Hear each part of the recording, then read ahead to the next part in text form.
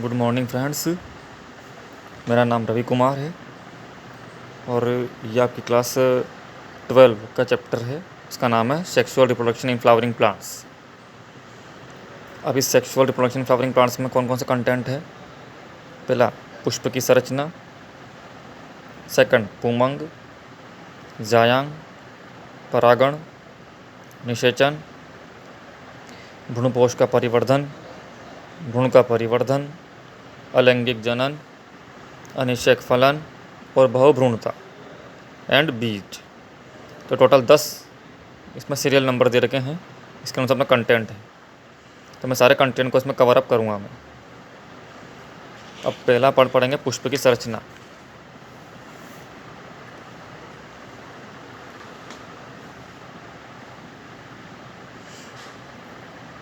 पहला जो कंटेंट है हमारा, इसका नाम है पुष्प की संरचना। तो ये हमारा साइंटिस्ट है, इनका नाम है पंचानन माहेश्वरी और इन्हें पादप भ्रूणिकी के जनक के नाम से भी इन्हें जाना जाता है। पंचानन माहेश्वरी का जन्म जयपुर में हुआ था। वे केवल भारतवर्ष के नहीं बल्कि समस्त विश्व के अत्यंत ही प्रतिष्ठित ख्याति प्राप्त वनस्पतिविद रहे हैं। इन्होंने भ्रूण विज्ञानी पहलुओं पर कार्य किया।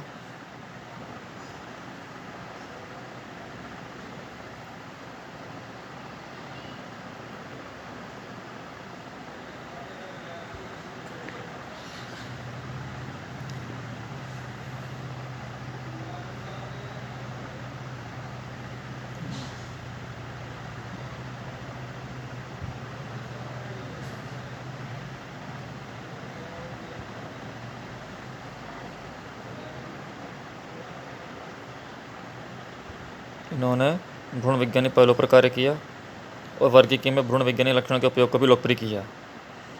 इन्होंने DU में वनस्पति विज्ञान विभाग की स्थापना की थी। यह विभाग आज ऊतक संवर्धन और भ्रूण विज्ञान में अनुसंधान का एक महत्वपूर्ण केंद्र है। इन्होंने अपरिपक्व भ्रूण के कृत्रिम संवर्धन पर कार्य आरंभ करने की आवश्यकता पर भी बल दिया। इन्होंने सामान्य शिक्षा को प्रोत्साहित किया और स्कूल शिक्षा के क्षेत्र में महत्वपूर्ण सहयोग प्रदान किया है। और NCERT ने वर्ष 1964 में हायर सेकेंडरी स्कूल के लिए जीव विज्ञान की पहली पुस्तक इन्हीं के नेतृत्व में प्रकाशित की थी। इनके बारे में भी क्वेश्चंस आते हैं आपके नीट वगैरह या एंट्रेंस एग्जाम में। तो पहला था पुष्पीय पौधों में लैंगिक प्रजनन, sexual reproduction in flowering plants. भारतीय पादप भ्रूणिकी के जनक प्रोफेसर P माहेश्वरी हैं और इनके द्वारा लिखी पुस्तक, उसका नाम क्या है? An introduction to the embryology of angiosperm. और इस पुस्तक को मैग्नम ओपस भी माना जाता है, मैग्नम ओपस। फिर इसमें टर्म आता है फ्लोरिकल्चर। फ्लोरिकल्चर क्या होता है? तो पुष्पों की खेती, पुष्पीय पौधों की कृषि फ्लोरिकल्चर कहलाती है। अब स्ट्रक्चर दिया हुआ है फ्लावर का, स्ट्रक्चर ऑफ फ्लावर।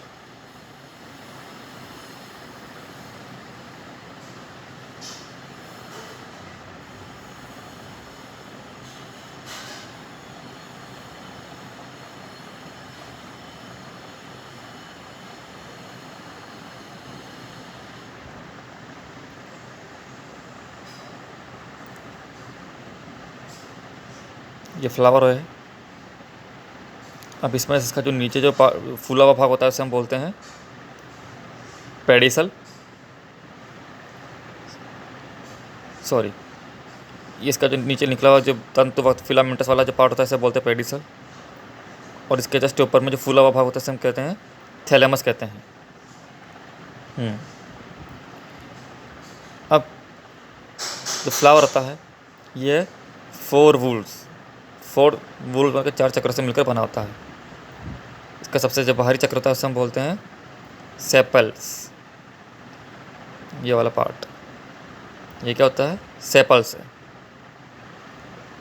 फिर इसके जस्ट ऊपर का जो पार्ट होता है इसे कहते हैं पेटल्स। ये जो लॉन्ग दिख रहे हैं आपको, लंबे लंबे दिखाई दे रहे हैं, ये है पेटल्स। इसके पास का थर्ड जो आता है वो है स्टेमेन। कौन सा होता है? स्टेमेन। ये लंबा सा दिखाई दे रहा है इसके अंदर, ये फिलामेंटस लाइक स्ट्रक्चर भी क्या है, स्टेमन।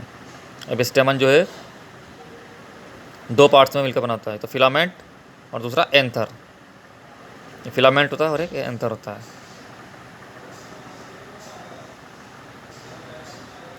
और फिर सबसे लास्ट में आता है 4th वूल में, उसका नाम है अपने पेटल्स, पिस्टिल या कार्पल। क्या है, कार्पल। अब ये 3 पार्ट से मिलकर बना होता है, पहला स्टिग्मा, फिर स्टाइल और थर्ड ओवेरी। अब इस ओवेरी के अंदर क्या मिलते हैं, ओव्यूल्स। और ये ओव्यूल किस में प्रेजेंट होते हैं, लोक्यूल्स में।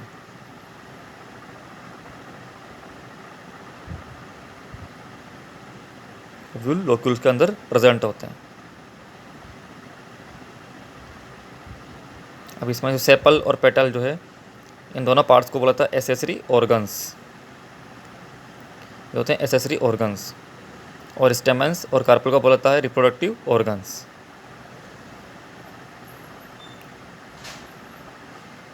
स्टेमन एंड कार्पल को बोलते हैं रिप्रोडक्टिव ऑर्गन्स।